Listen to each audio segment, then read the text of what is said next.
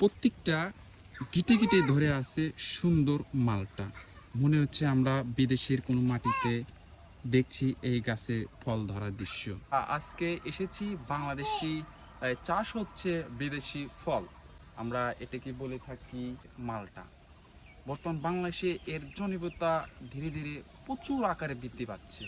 এটি বিদেশের মাটিতে যেমন সুন্দর হয়, ঠিক তেমনি আমাদের দেশেও হচ্ছে এত সুন্দর। প্রত্যেকটা গিটে গিটে ধরে আছে সুন্দর মালটা।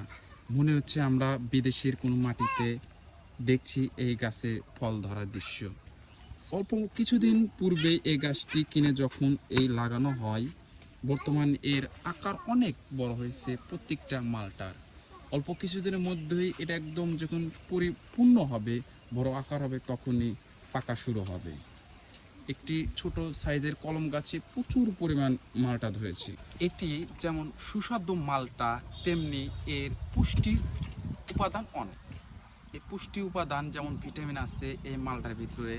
এই মালটা বর্তমান আমাদের দেশে 200 থেকে 300 টাকা পার কেজি বিক্রি হয়। যখন আমাদের এই দেশে এটি চাষ হবে, তখন এটি বিক্রি হবে 20 থেকে 30 টাকা কেজি।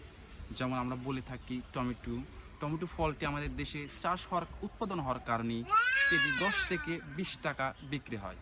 অপরদিকে যখন এই ফলগুলো আমাদের দেশে চাষ হবে, তখন এর কেজি 10 থেকে 20 টাকা আমরা আশা করব অল্প দিনের ভিতরেই এটি সম্ভব হবে আমাদের এই দেশে।